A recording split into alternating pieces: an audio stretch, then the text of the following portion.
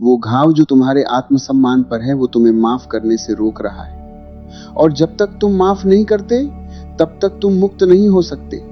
और जब तक तुम मुक्त नहीं हो तब तक तुम जीते नहीं, सिर्फ ढोते हो। आज हम इसी बात पर बात करेंगे। आज हम उस दर्द को छुएंगे जिसे तुमने बरसों से नहीं छुआ। आज हम उस जगह जाएंगे जहां असली जिंदगी शुरू होती है। तैयार हो, क्योंकि अगले कुछ समय में कुछ बातें ऐसी होंगी जो तुम्हें असहज करेंगी।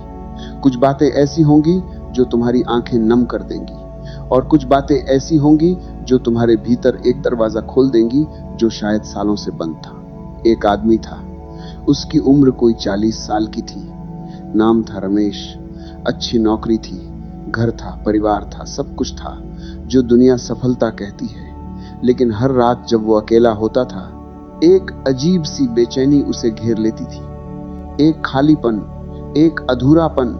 एक दिन उसके एक दोस्त ने पूछा, यार तू ठीक है? रमेश ने मुस्कुराते हुए कहा, हाँ बिल्कुल ठीक हूं। लेकिन उस रात जब वो अकेला था, उसने पहली बार खुद से पूछा, क्या मैं सच में ठीक हूं? और उस एक सवाल ने उसके भीतर एक सुनामी ला दी। यादें आईं। वो दिन जब उसके पिता ने सबके सामने कहा था, तू कभी कुछ नहीं कर पाएगा। वो दिन जब उसकी पहली नौकरी में बॉस ने कहा था, तुम जैसे लोग औसत ही रहते हैं। वो रिश्ता जिसमें उसे बार बार एहसास दिलाया गया, तुम पर्याप्त नहीं हो। रमेश रोया, पहली बार वर्षों में रोया। और उस रात उसे समझ आया वो ठीक नहीं था। वो सिर्फ ठीक दिखने की कोशिश कर रहा था। यही तुम्हारी भी कहानी है ना? तुम भी ठीक दिखते हो, तुम भी मुस्कुराते हो, तुम भी कहते हो सब ठीक है। लेकिन भीतर एक जगह है जहां अंधेरा है, जहां कोई पुरानी आवाज है जो कहती है तू काफी नहीं है। उस आवाज को पहचानो। वो आवाज तुम्हारी नहीं है। वो आवाज किसी और ने तुम्हारे भीतर डाली है। किसी माँ बाप ने, किसी शिक्षक ने, किसी रिश्ते ने, किसी समाज ने। और तुमने उसे इतना सुना, इतना दोहराया कि तुमने सोच लिया कि यही तुम हो। लेकिन ये तुम नहीं हो। आत्मसम्मान ये शब्द बहुत सुनते हैं हम, लेकिन इसका मतलब समझते नहीं। लोग सोचते हैं आत्मसम्मान मतलब घमंड। लोग सोचते हैं आत्मसम्मान मतलब अहंकार। लोग सोचते हैं आत्मसम्मान मतलब किसी से झुकना नहीं। आत्मसम्मान का मतलब है अपने आप को उतना ही मूल्यवान जानना जितने तुम सच में हो। और यहाँ एक सच्चाई है जो तुम्हें आज जाननी चाहिए। तुम बहुत मूल्यवान हो। हाँ, तुम जो अभी ये सुन रहे हो, जिसने जिंदगी में तकलीफें उठाई हैं, जिसने रातों को अकेले जाग कर सोचा है, जिसने खुद को बार बार साबित करने की कोशिश की है, जिसे लगता है कि वो कहीं न कहीं कम है, तुम मूल्यवान हो। लेकिन वो घाव जो तुम्हारे आत्मसम्मान पर है, वो तुम्हें ये मानने नहीं दे रहा। और वही घाव तुम्हें माफ करने से भी रोक रहा है। सोचो, जब किसी ने तुम्हें बहुत गहरी चोट दी हो, जब किसी ने तुम्हारे आत्मसम्मान को ठेस पहुंचाई हो, तब क्या होता है? तुम्हारे मन में एक आवाज उठती है, मैं इसे माफ कैसे करूं? अगर मैंने माफ कर दिया तो इसका मतलब है कि जो हुआ वो सही था। इसका मतलब है कि मैं कमजोर हूं। इसका मतलब है कि मैं हार मान रहा हूं। ये आवाज समझ में आती है। ये आवाज बिल्कुल स्वाभाविक है, लेकिन ये आवाज तुम्हें धीरे धीरे मार रही है। एक बार बुद्ध के पास एक स्त्री आई। उसका नाम था कृषा गौतमी। उसका बच्चा मर गया था। वो बच्चे को गोद में लेकर आई थी। आंखें सूजी हुई थी, बाल बिखरे हुए थे। उसने बुद्ध से कहा, मेरे बच्चे को जीवित कर दो। बुद्ध ने कहा, जाओ उस घर से सरसों के दाने लेकर आओ जहां कभी कोई नहीं मरा। वो गई, वो घर गई, लेकिन ऐसा कोई घर नहीं था। और वापस आई तो रो रही थी। बुद्ध ने पूछा, मिले दाने? उसने कहा, नहीं, हर घर में कोई ना कोई मरा है। बुद्ध मुस्कुराए और बोले, तो अब तुम समझो, दुख सिर्फ तुम्हारा नहीं है, दुख जीवन का हिस्सा है। और जब हम ये जान लेते हैं तो हम दुख से लड़ना बंद कर देते हैं। और जब लड़ना बंद होता है तो दुख कम होने लगता है। यही बात माफी के साथ भी है। जब तुम माफ नहीं करते तब तुम दर्द से लड़ रहे होते हो, और जब तुम लड़ते हो तब दर्द और बड़ा होता जाता है। लेकिन जब तुम माफ करते हो, और ध्यान से सुनो, माफी का मतलब यह नहीं कि जो हुआ वो सही था। माफी का मतलब है कि तुम उस बोझ को नीचे रख देते हो जो तुम सालों से ढो रहे थे। मैं तुमसे एक सवाल पूछना चाहता हूं। कोई एक इंसान है तुम्हारी जिंदगी में जिसने तुम्हें सबसे ज्यादा तकलीफ दी है? कोई एक जिसकी वजह से तुम्हारा आत्मसम्मान टूटा? कोई एक जिसकी आवाज अभी भी तुम्हारे कानों में गूंजती है, उसे अभी महसूस करो, उसका चेहरा सामने लाओ और अब ये सोचो वो इंसान तुम्हारे भीतर कहाँ रहता है। वो तुम्हारी नींद में आता है, वो तुम्हारी सोच में रहता है। तुम जो भी काम करते हो उसमें कहीं न कहीं उसकी परछाई होती है। जब तुम कुछ हासिल करते हो तो भीतर एक आवाज होती है, देखा मैंने किया। वो आवाज उसी को जवाब दे रही होती है। वो इंसान गया नहीं, तुमने उसे अपने भीतर घर दे दिया है और तुम कह रहे हो कि मैं उसे माफ नहीं करूंगा। तुमने माफ नहीं किया और तुम सोचते हो कि तुमने उसे सजा दी, लेकिन सच यह है कि उसे कुछ नहीं हुआ। वो अपनी जिंदगी जी रहा है और तुम उसकी यादों की कैद में हो। यह न्याय नहीं है, यह तुम्हारी खुद की तकलीफ है। अब यहाँ एक बहुत जरूरी बात है और ये बात मैं बहुत सावधानी से कहना चाहता हूँ। जब हम कहते हैं माफ करो तो बहुत लोग यह सोचते हैं कि माफ करने का मतलब है कि उस इंसान को वापस अपनी जिंदगी में लाना।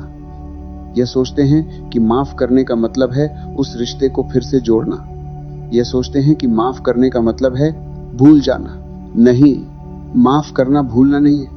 माफ करना यह स्वीकार करना है कि हाँ ये हुआ, हाँ ये दर्दनाक था, हाँ ये गलत था और अब मैं इस दर्द को अपने भविष्य में नहीं ले जाऊंगा। माफ करना अपने लिए है, उस इंसान के लिए नहीं। माफ करना तुम्हारी ताकत है, तुम्हारी कमजोरी नहीं। एक बार एक संत से पूछा गया, आप इतने शांत कैसे रहते हैं? लोग आपको गालियां देते हैं, आप पर आरोप लगाते हैं, लेकिन आप विचलित नहीं होते। संत ने कहा, अगर कोई मुझे तोहफा दे और मैं उसे न लूं तो वो तोहफा किसके पास रहेगा? उस आदमी ने कहा, जिसने दिया उसी के पास।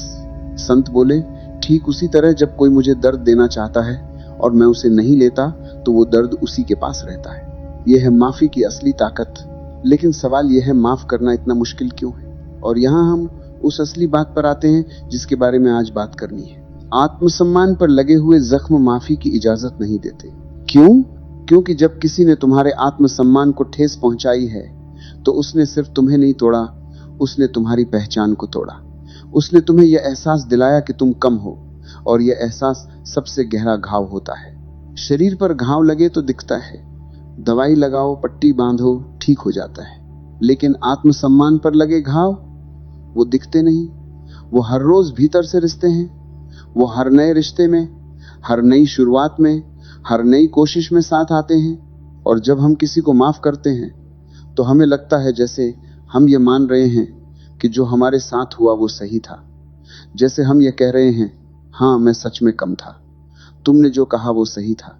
और यही डर माफी को रोकता है। ये डर समझ में आता है, लेकिन ये डर एक झूठ पर टिका है। वो झूठ ये है कि तुम कम हो। और ये झूठ किसने सिखाया? किसने बताया कि तुम पर्याप्त नहीं हो? सोचो, एक बच्चा जब पैदा होता है तो क्या वो ये सोचता है मैं कम हूं? क्या एक नवजात शिशु ये महसूस करता है मैं काफी नहीं हूं? नहीं, वो बच्चा पूरा है, वो बच्चा संपूर्ण है। उसे खुद को साबित नहीं करना, वो बस है और उसका होना ही काफी है। लेकिन फिर धीरे धीरे दुनिया उसे सिखाती है। माँ बाप कहते हैं ये नहीं करना, तुम कमजोर हो, तुम्हारा भाई तुमसे अच्छा है। स्कूल में शिक्षक कहते हैं तुम्हारे नंबर कम है। दोस्त कहते हैं तुम अजीब हो। समाज कहता है तुम हमारे मापदंड पर खरे नहीं उतरते। और धीरे धीरे वो बच्चा जो पूरा था टूटने लगता है और एक दिन वो बड़ा होता है और कहता है मैं पर्याप्त नहीं हूं। ये तुम्हारी कहानी नहीं है, ये हम सबकी कहानी है। अब एक बहुत महत्वपूर्ण बात, धर्म ग्रंथों में चाहे गीता हो, उपनिषद हो या बाइबल, एक बात बार बार कही गई है, तुम ब्रह्म हो, दाउ आर्ट दैट, अहम ब्रह्मास्मि। यह क्या है? यह एक दार्शनिक बात नहीं है, यह एक जीवन सत्य है। तुम्हारे भीतर एक ऐसी शक्ति है जो कभी नहीं टूटती, जो कभी कम नहीं होती, जो कभी पर्याप्त नहीं होती। लेकिन तुम उस शक्ति से कट गए हो और यह कटाव तब हुआ जब किसी ने तुम्हें पहली बार यह एहसास दिलाया तुम कम हो। उस पल से तुम बाहर की दुनिया से अपनी तुलना करने लगे। उस पल से तुम दूसरों की नजरों में अपनी कीमत देखने लगे। उस पल से तुम्हारा आत्मसम्मान जो भीतर से आना चाहिए था बाहर से मांगने लगा। और जो आत्मसम्मान बाहर से मांगा जाता है वो कभी टिकता नहीं। एक बहुत पुरानी कहानी है। एक राजा था, बहुत शक्तिशाली, बहुत धनवान, उसके पास सब कुछ था, लेकिन वो हमेशा परेशान रहता था, हमेशा असुरक्षित, हमेशा यह डर कोई मुझसे छीन न ले। एक दिन एक साधु उसके दरबार में आया। राजा ने कहा, साधु महाराज, मेरे पास सब कुछ है, फिर भी मन शांत नहीं, बताओ क्यों? साधु ने कहा, राजन, एक काम करो, ये मुट्ठी बंद करो। राजा ने मुट्ठी बंद की। साधु ने कहा, अब इसमें और चीजें ले लो। राजा ने कहा, लेकिन मुट्ठी तो बंद है, कुछ आएगा कैसे? साधु बोले, यही तुम्हारी समस्या है राजन। तुमने जो पहले से पकड़ा हुआ है उसे छोड़ना नहीं चाहते और नया लेना भी चाहते हो। मन ऐसे ही है। जब तक तुम पुराने दर्द, पुरानी नाराजगी, पुराने घाव पकड़े रहोगे, नई खुशी, नई शांति, नया जीवन आएगा कहां से? राजा की आंखें खुल गईं। और ये बात तुम्हारे लिए भी है। तुम अपने दर्द को, अपनी नाराजगी को, उन लोगों की यादों को जिन्होंने तुम्हें तकलीफ दी, इतनी कस कर पकड़े हुए हो कि नई जिंदगी आए कहां से? अब एक और बात, बहुत लोग ये सोचते हैं मैं माफ कर दूंगा जब वो माफी मांगेगा। यह इंतजार करते करते जिंदगी निकल जाती है, क्योंकि वो इंसान जिसने तुम्हें तकलीफ दी, शायद उसे पता भी नहीं कि तुम अभी भी उसके बारे में सोच रहे हो, या हो सकता है उसे पता हो और उसे कोई फर्क नहीं। तुम्हारा इंतजार तुम्हारी समस्या है, उसकी नहीं। माफी मांगने वाले का इंतजार क्यों करना जब माफ करना तुम्हारे लिए है? एक स्त्री थी, उसके पति ने उसे छोड़ दिया था। 20 साल हो गए, उसने दूसरी शादी नहीं की। वो हर रोज उस दर्द को याद करती, हर रोज उससे नफरत करती। उसके दोस्त उससे कहते आगे बढ़ो, वो कहती जब वो माफी मांगेगा तब। 20 साल में वो कभी नहीं आया, और वो स्त्री, उसने अपने 20 साल उस आदमी को दे दिए जो कभी आया ही नहीं। यह है नफरत की असली कीमत।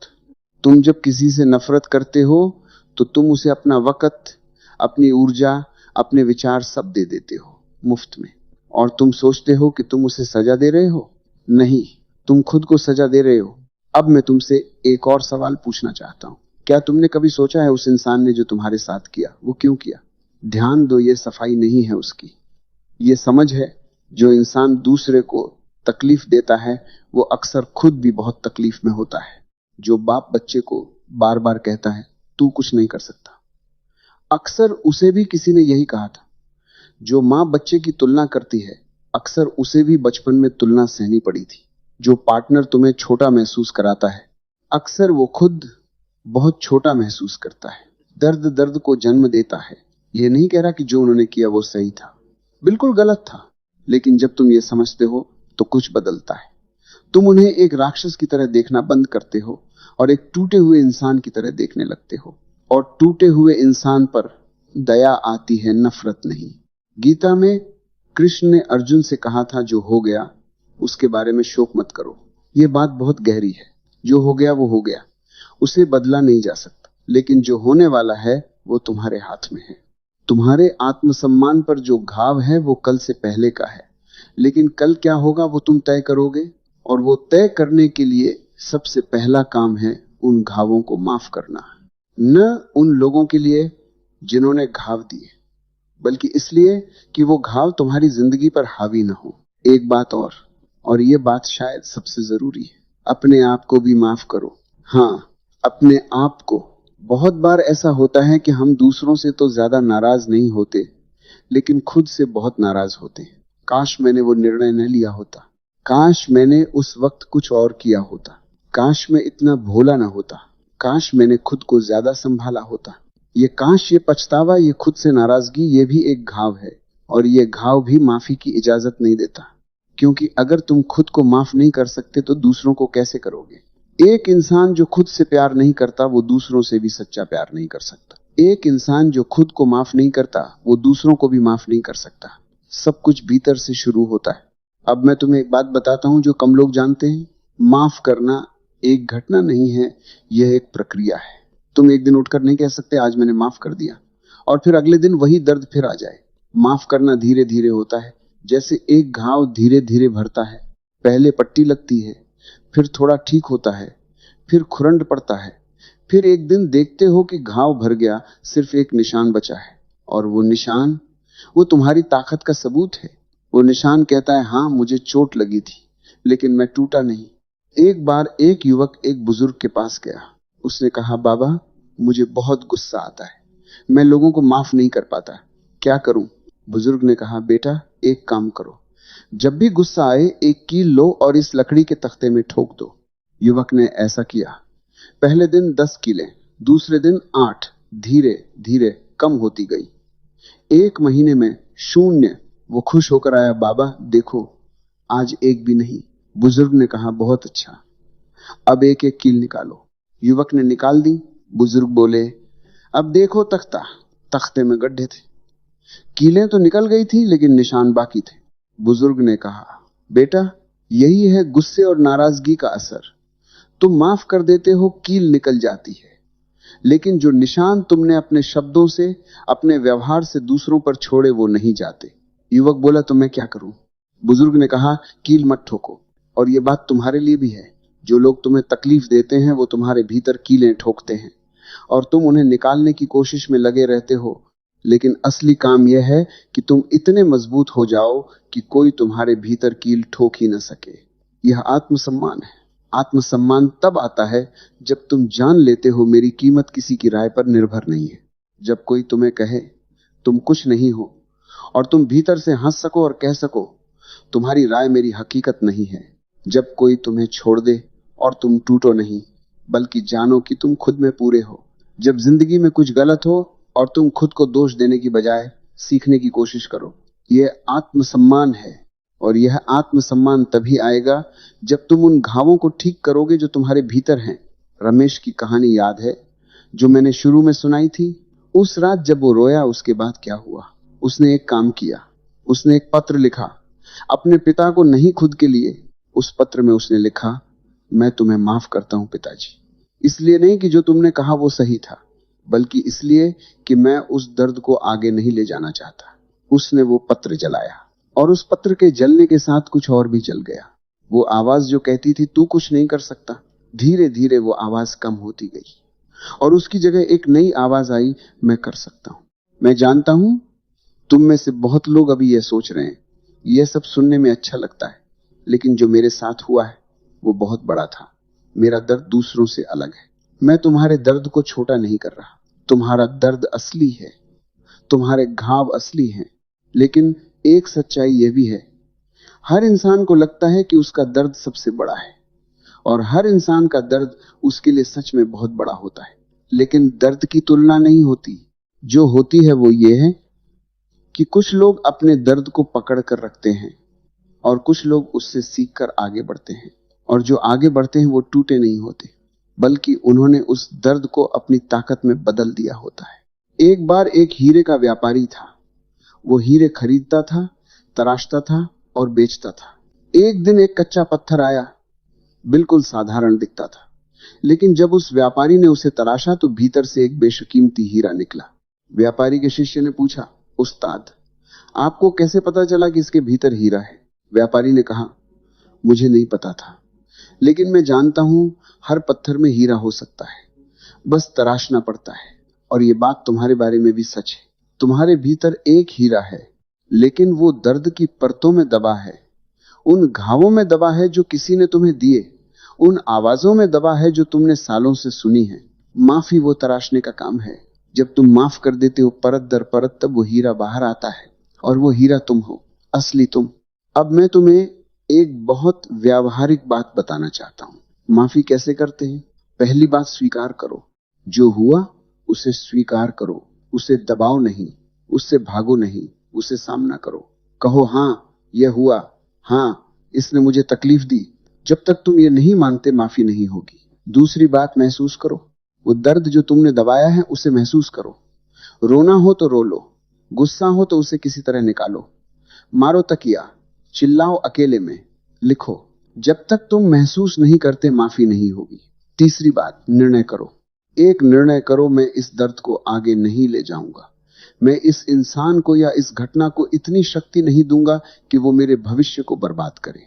ये निर्णय एक बार में नहीं होगा, बार बार करना पड़ेगा। जब भी वो दर्द वापस आए वो निर्णय फिर करो। चौथी बात, खुद को दो। अपना समय, अपनी ऊर्जा, अपना प्यार जो तुम उस दर्द को दे रहे थे वो अब अपने आप को दो। अपने सपनों को दो, अपने रिश्तों को दो, अपनी जिंदगी को दो। मुझे याद है एक बार एक स्त्री से मुलाकात हुई। उसने बताया उसके बचपन में उसकी मां ने उससे बार बार कहा था, तू बेकार है, तू किसी काम की नहीं। और ये बात उसके भीतर इतनी गहरी बैठ गई थी कि वो बड़ी होने के बाद भी यही मानती रही। हर रिश्ते में उसे लगता मैं पर्याप्त नहीं हूं, हर काम में उसे लगता मैं ये नहीं कर सकती। फिर एक दिन उसने अपनी मां को माफ कर दिया। उसने कहा, मां को भी किसी ने यही सिखाया होगा। मां भी तकलीफ में थी, और जो तकलीफ में होता है वो तकलीफ देता है। और उस माफी के बाद उसने कुछ और भी किया।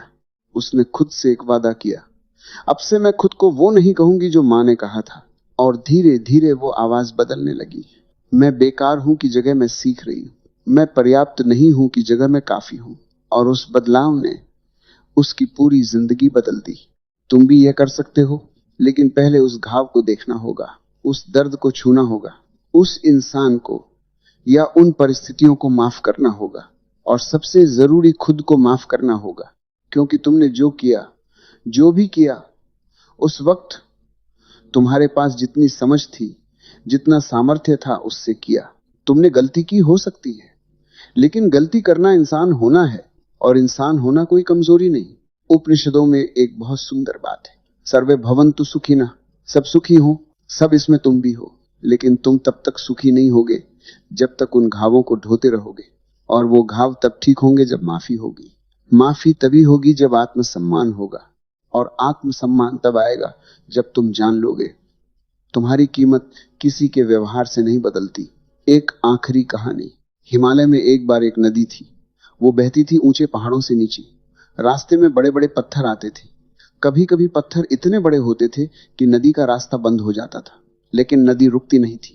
वो उन पत्थरों से लड़ती नहीं थी, वो उन्हें तोड़ने की कोशिश नहीं करती थी। वो बस बहती रहती थी, धीरे धीरे, लगातार बहती रहती थी। और एक दिन उन्हीं पत्थरों में से रास्ता निकल आता था। पत्थर नहीं हटते थे, नदी रास्ता बना लेती थी, और जब वो आगे बढ़ती थी, उन्हीं पत्थरों पर उसकी लहरें गाती थी। तुम्हारी जिंदगी भी ऐसी ही है। जो पत्थर आए हैं उनसे लड़ो नहीं, उन पर अटको नहीं, बस बहते रहो। बहते रहने का नाम ही जिंदगी है। और माफी वो शक्ति है जो तुम्हें बहने देती है। अब मैं तुमसे बात करना चाहता हूं बिल्कुल सीधे। तुम इस वक्त कहां हो? क्या कोई घाव है जिसे तुमने बरसों से नहीं छुआ? क्या कोई इंसान है जिसकी याद अभी भी दर्द देती है? क्या कोई बात है जो तुम खुद से कहते हो रात को, अकेले में, जो तुम्हें छोटा महसूस कराती है? क्या कोई पल है जिसे लेकर तुमने खुद को अभी तक माफ नहीं किया?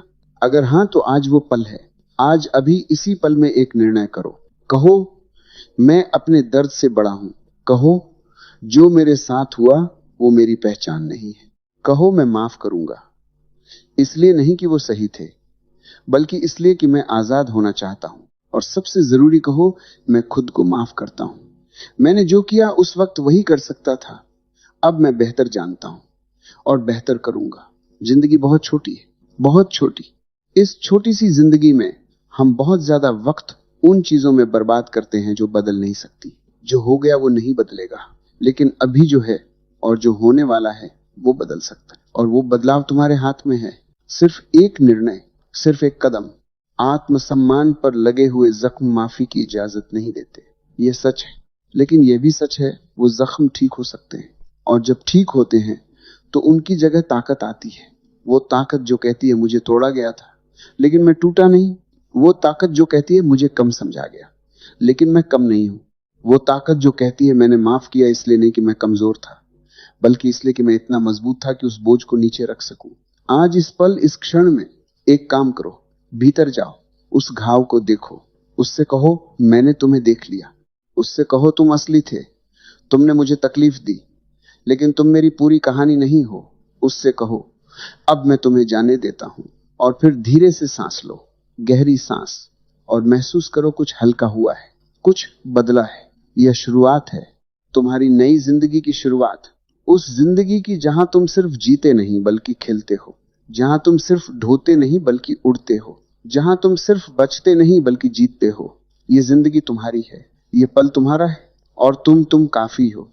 तुम हमेशा से काफी थे, बस याद करना था।